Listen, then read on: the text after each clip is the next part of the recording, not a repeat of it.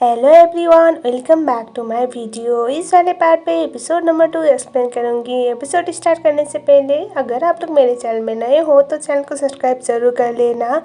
और हाँ गाइस, आपको ये ड्रामा कैसा लग रहा है वो भी बताना।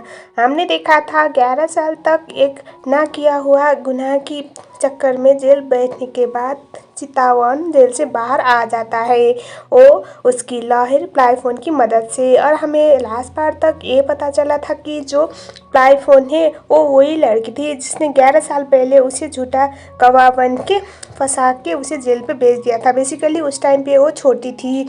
तो अभी इन सब का रीज़न हमें आज वाले एपिसोड में पता चलेगा। सो लास्ट पार्ट तक जो प्लाईफोन थी उसने अपने अंदर की गिल्ट को कहीं ना कहीं कम किया था। उसका मकसद ही यही था लॉयर बनने का कि चितावन को वो जेल से बाहर निकाल सके। और वो उसके घर पे डिनर के लिए भी गई हुई थी उसके पेरेंट्स के बुलाने के बाद। लेकिन यहाँ पर चितावन लास्ट में बोलता है कि मुझे उस लड़की के बारे में पता लगा के बताओ जिसकी वजह से मैं जेल गया था, वो विटनेस जिसने झूठी गवाह दी थी, ऐसा उसने ये तक कह दिया था। तो आज वाले एपिसोड की स्टार्टिंग में दिखाया जाता है प्लाईफोन सो रही थी और वो अपने फ्लैशबैक याद कर रही थी। तो वो ना जहाँ पर इस तरह से बैठी हुई थी जहाँ थीप के पापा को गोली लगती है और सारी चीज़ें वो बहुत शौक हो जाती है किस तरह से उसके भाई ने बोन ने वहाँ पर गवाह देने के लिए बोला था। और यहाँ पर किस तरह से चितावन चिल्ला रहा था कि मैंने कुछ भी नहीं किया, कुछ भी नहीं किया। और यहाँ पर बोन अपनी बहन यानी कि प्लाईफोन को कुछ मत देखो उधर बोल के ले गया था। ये सारी चीज़ें चितावन उस लड़की को जानना चाहता था जिसकी वजह से वो जेल चला गया था। ये सारी चीज़ें ना उसके दिमाग पे बहुत ज़्यादा गहरा असर कर चुकी थी। वो बहुत ज़्यादा घबरा जाती है और वो जाग जाती है। इस मोमेंट पे प्लाईफोन अपने से ज़्यादा चितावन के लिए बहुत ज़्यादा परेशान थी क्योंकि उसे लगा था चितावन को बाहर निकालने के बाद सब कुछ ठीक हो जाएगा, वो अपने लाइफ में मूव ऑन करेगा तो अपने अंदर की गिल्ट को कम करेगी। लेकिन ऐसा कुछ हुआ नहीं। जिस तरह से उसके भाई बोन ने कहा था इसी तरह से चितावन अब बदले में आ चुका था। तो अब वो बहुत ज़्यादा डर रही थी और वो रोने लगती है क्योंकि वो अब ये भी तो बोल नहीं सकती कि मैं ही थी वो लड़की जिसकी वजह से तुम्हें जेल जाना पड़ा था। 11 साल पहले मैंने ही वो गवाह दी थी। सो हमें दिखाया जाता है नेक्स्ट सीन में चितावन यहाँ पर बहुत ज़्यादा सैड ऐसे सी साइड पे बैठा हुआ था और वो याद करता है जब वो जेल पे उसे जेल हो गई थी। उसकी गर्लफ्रेंड थी पाके उसने बोला था आज के बाद तुम्हें मुझसे मिलने की कोई ज़रूरत नहीं है और उसने उसे सारी रिश्ते तोड़ दिया था। साथ में उसने ये भी बोल दिया था कि हमारा बच्चा मर गया है। उसके बाद यहाँ पर अभी प्रेजेंट में हमारा चितावन जाता है प्लाईफोन थीप के घर पे। थीप उसे देख लेती है और उसके पीछे पीछे चिल्लाते हुए रोकने के लिए बोल रही थी। लेकिन यहाँ पर पेच आ जाता है। यहाँ पर थीप का क्या था ना, अब चितावन बेकसूर साबित हो चुका है और वो तो उसे बहुत प्यार करती थी ना, तो उससे अब उसकी इमोशन बाहर आ रहे थे। लेकिन यहाँ पर पेच बहुत घबराते हुए आता है और यहाँ पर थीप को उसे अपनी गोद में उठा के घर के अंदर ले चला जाता है। यहाँ पर ना थी बहुत ज़्यादा चिल्ला रही थी कि मुझे उससे बात करनी है, मुझे उससे जाने दे दो। घर पे जाने के बाद यहाँ पर चितावन के पेरेंट्स बहुत ज़्यादा घबराए हुए थे, मतलब ये बेटा सडनली कहाँ गायब हो गया ऐसा सोचते हुए हमें दिखाया जाता है थीप को। वो अपना अधमरी जैसी हो चुकी थी, मतलब वो उसे ना चितावन के बाहर आ जाना और वो बेकसूर था ये साबित होना बहुत इफेक्ट कर रहा था। यहाँ पर पेच उसे मैनिपुलेट करने की ट्राई कर रहा था कि हो ये सब ना 11 साल पहले की चीज़ें है तो कोर्ट बस एविडेंस पे देखती है, लेकिन हो सकता है उसने सच्ची में किया हो ऐसा। वो उसे ना भटकाने की ट्राई कर रहा था। लेकिन यहाँ पर इस बात की वजह से थी बहुत ज़्यादा परेशान हो गई थी। यहाँ पर पेज अपने गार्ड को बोलता है अपने आदमी को कि यहाँ पर थीप को ना बाहर जाने भी मत देना और किसी से मिलने भी मत देना, स्पेशली अगर चितावन आए तो 2 चीज़ करो, या तो उसे ख़त्म ही कर दो या तो कुछ करो, ऐसा उसने बोल दिया था। और यहाँ पर ना थीप ऐसे ही पड़ी हुई थी। यहाँ पर उसका गार्ड बोलता है कि सर मैं आपकी मैम को रोक नहीं सकता। नेक्स्ट सीन में हमें दिखाया जाता है सब लोग डिनर कर रहे थे और यहाँ पर ना चितावन पूछता है अपनी बहन को कि तुम कौन से लेवल पे पढ़ते हो, कौन से क्लास पे। तो सडनली ये लोग बातें चेंज कर लेती है। ये इसकी वजह से वो शॉक हो जाता है क्योंकि 11 साल हो गया, बहुत कुछ बदल गया है ना। और उसके बाद यहाँ पर उसकी बहन बोलती है मुझे स्कूल के लिए निकले थोड़े मैं जा रही हूँ। यहाँ पर चितावन पूछा था तुम्हारे स्कूल का नाम तो बताओ, मैं छोड़ने जाऊँगा ना वरना पापा जाएंगे। वो कुछ भी नहीं बोलती, वहाँ से चली जाती है। उसकी मॉम भी बोलती है कि मुझे आज किसी दोस्त के पेरेंट्स को देखने जाना है, उनकी तबीयत खराब है बोल के वो लोग भी जल्दी जल्दी करके वहाँ से चले जाते हैं। पापा भी ऑफिस का बहाना करके निकल जाते हैं। चितावन को ये सब देखिए बहुत ज़्यादा अजीब लगता है। हमें दिखाया जाता है नेक्स्ट सीन में यहाँ पर प्लाईफोन वो ऐसे कुछ सोच रही थी, तभी वहाँ पर उसकी आंटी आती है और हमें यहाँ पर पता चलता है कि ऐसे उसका ऑफिशियली तो मतलब होता है ना खून वाला रिश्ता, तो उसका भाई था, लेकिन इस आंटी ने ना उसको बड़ा किया था शायद वो जेल वाले इंसिडेंट के बाद, वो केस के बाद, और यहाँ पर वो उनसे बहुत ज़्यादा प्यार करती थी। तभी उसे चितावन का कॉल आता है और वो चितावन बोलता है मुझे तुमसे मिलना है।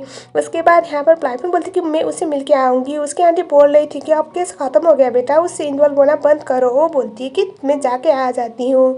नेक्स्ट में दिखाया जाता है बून को ना पेज मिलता है और वो बोलता है कि तुम्हें उस लड़की के बारे में पता चला है। यहाँ पर बून अपने ही बहन को थोड़ी मरवा सकता था। वो बोलता है कि उस लड़की को बारे में मैंने पता कर लिया है, कुछ खास है नहीं, बस एक नॉर्मल सी लड़की है और कुछ सस्पिशियस है नहीं उसके बारे में, ऐसा वो बोलता है। और यहाँ पर पेज बोलता है कि अगर तुम्हें कुछ ना मिले ना उसके बारे में, अगर हमारे लिए चितावन या फिर वो लड़की प्रॉब्लम बने ना, तो दोनों को ही ख़त्म कर दो, वो ऐसा बोल देता है। हमें दिखाया जाता है नेक्स्ट सीन में यहाँ पर प्लाईफोन वेट कर रही थी चितावन का। यहाँ पर हमारी थी भी गाड़ी में आई हुई थी वही एरिया पे, और यहाँ पर वो ना उस एरिया पे थी जहाँ पर चितावन और प्लाईफोन थे। और वो अपने ड्राइवर को बोलती है, ऐसे ये ड्राइवर नहीं पेज का आदमी था, उसका होता है ना जो गलत काम करने के लिए कुछ सेक्रेट आदमी, इसी तरह से। तो यहाँ पर चितावन और प्लाईफोन को बात करते हुए थी देख लेती है। यहाँ पर ना प्लाईफोन को चितावन बोलता है कि तुम्हें पता चल गया उस विटनेस के बारे में। वो बोलती कि तुम्हें क्या बात कर रहे हो। यहाँ पर वो बोल रहा था कि मुझे उसके बारे में पता लगाना है। यहाँ पर कहीं ना कहीं थी उन दोनों की सारी बातें सुन लेती है। यहाँ पर वो बोल रहा था कि वो लड़की मुझे बस जानना है वो कौन है। यहाँ पर प्लाईफोन बोलती कि तुम्हें लगता है मैं तुम्हें बताऊंगी उसके बारे में और तुम जाके उसे बदला लोगे या फिर उसकी जान से मार डालोगे, तो मैं क्या करूँगी, मैंने तुम्हें इतनी मुश्किल से बाहर निकाला है और अभी तुम पागल की तरह हरकत कर रहे हो। मेरा इतना मेहनत, तुम्हारी फैमिली की खुशी सब कुछ तबाह करने पे लगे हुए हो। यहाँ पर चितावन बोलता है कि मैं उसके साथ कुछ भी गलत नहीं करूँगा, लेकिन मुझे जानना है वो कौन है, उसके बारे में पता लगाना है, क्यों उसने मुझे एक्यूज़ किया, आखिर कौन लोग थे जिसकी वजह से मुझे जेल जाना पड़ा, इन सब के पीछे कौन है मुझे जानना है, ऐसा वो बोल रहा था। यहाँ पर प्लाईफोन बोलते हैं कि तुम्हें ना अपने लाइफ में मूव ऑन करना चाहिए, इन सब चीज़ों में अपना लाइफ वेस्ट मत करो, ऐसा वो बोल देता है। हमें यहाँ पर दिखाया जाता है कि चितावन इस चीज़ में तो बिल्कुल भी नहीं था, उसे किसी भी कीमत पे 11 साल पहले की सारी चीज़ें जाननी थी। और यहाँ पर ना चितावन बोलता है कि अगर तुम मेरी मदद कर सकते हो तो ठीक है, वरना ना बाहर में जाओ, तुम्हें ना इन सब चीज़ों में पढ़ने की ज़रूरत नहीं है, ऐसा वो बोल देता है। प्लाईफोन बोलती कि मैं तुम्हारी वकील हूँ, मैंने तुम्हें जेल से निकाला है और बाई चांस तुमने छोटी सी भी गलती कर दी और इस चक्कर में तुम्हें फिर से जेल जाना पड़ा ना, तो प्रॉब्लम हो जाएगी तुम्हारे लिए, इसलिए मैं तुम्हारी मदद कर रही हूँ, ऐसा वो बोलती है। और उसे समझाती है साफ साफ शब्दों में कि प्लीज़ कोई प्रॉब्लम क्रिएट मत करो। हमें दिखाया जाता है थीप ने सब कुछ सुन लिया है, लेकिन यहाँ पर चितावन बोलता है कि अगर तुमसे नहीं होगा तो ठीक है, मैं खुद ही कर लूँगा, मैं अपने तरीके से हैंडल कर लूँगा, वो बोलता है। उसके पीछे पीछे प्लाईफोन जाने वाली थी, लेकिन उसका भाई बुआ आके उसे रोकता है और वो बोलता है कि मैंने बोला था ना बुआ, देखो उसके भाई ना उसे बुआ बोलाता है, तो आप लोग कन्फ्यूज मत हो जाना। और उसके बाद यहाँ पर दिखाया जाता है हमारा पेज को उसकी मम्मा के बोलती कि तुमने देखा ना चितावन जेल से बाहर आ गया और तुम्हें पता है क्या हो सकता है, और प्लीज़ तुम ध्यान से रहना। ये सुनने के बाद पेज गुस्से में आता है, बोलता है कि आपको लगता है मैंने कौन किया है। वो कुछ भी नहीं बोलती। नेक्स्ट सीन में दिखाया जाता है चितावन अपने एक दोस्त से मिलने जाता है। ये वही दोस्त था, ये तो पुराना बोलता है ना एक्स कॉफ था और वो जेल पे उसका अच्छा दोस्त बन गया था, उसके लिए ना वो कुछ भी कर सकता था। वो जाके बोलता है कि दोस्त मुझे तुम्हारी मदद चाहिए, ये था पो। हमें दिखाया जाता है यहाँ पर हमारी प्लाईफोन वो बोल रही थी कि मैंने बोला है ना तुम बार बार मेरी लाइफ में इन्वॉल्व मत हो, मैं अपने हिसाब से हैंडल कर रही हूँ। यहाँ पर वो बोल रही थी कि ये सब हमारी वजह से हुआ है। और हमें चलते हैं फ्लैशबैक में। बुआ मतलब प्लाईफोन और बोन की लाइफ बहुत कॉम्प्लिकेटेड थी। यहाँ पर इन दोनों को स्ट्रगल करनी पड़ती थी, उनके अपनों ने उन लोगों को घर से निकाल दिया था। इतनी ज़्यादा हालत ख़राब थी कि बोन को ना एक काम मिलता है, बहुत ज़्यादा पैसे मिलने वाले थे। यहाँ पर ना इन लोगों को बोला गया था कि एक सूट, इन लोगों को नहीं बेसिकली बोन को तो पता था, लेकिन यहाँ पर बुआ को, मतलब प्लाईफोन को छोटी सी उम्र में बोला गया था कि तुम्हें बस एक्ट करना है कि तुम्हारे सामने किसी को गोली लगी है, और उसके बाद एक इंसान आएगा, उसकी फ़ोटो दिखाने के बाद उसको बोलना है कि हाँ इसी ने खून किया, ऐसा उससे बोला गया था। इधर नेक्स्ट सीन में दिखाया जाता है, यहाँ पर चितवन चला जाता है पुलिस के स्पेशल जो वहाँ पर इन्फॉर्मेशन रखा होता है वहाँ पर, और यहाँ पर वो कुछ फाइल ढूंढने वाला था, यहाँ पर हाथापाई हो जाती है, और वही कप थे यहाँ पर जिसको यहाँ पर प्लाईफोन ने ना ये बोला था कि हाँ इसी ने मारा है उसको, मतलब ये वाले कप। और उसके बाद ये ना चितवन को जेल में डाल देते हैं। यहाँ पर वो कुछ पूछे इससे पहले चितवन बोलता है कि मुझे अपने लॉयर से बात करनी है, और अब कोई भी क्रिमिनल हो लेकिन अगर वो लॉयर से बात करनी है बोलता है ना तो उसके बाद कुछ किया नहीं जा सकता। नेक्स्ट सीन में दिखाया जाता है प्लाईफोन अपने ऑफिस पे थी और यहाँ पर फ़ोन आता है उसे, और वो फ़ोन पे बात करने के बाद शॉक हो जाती है।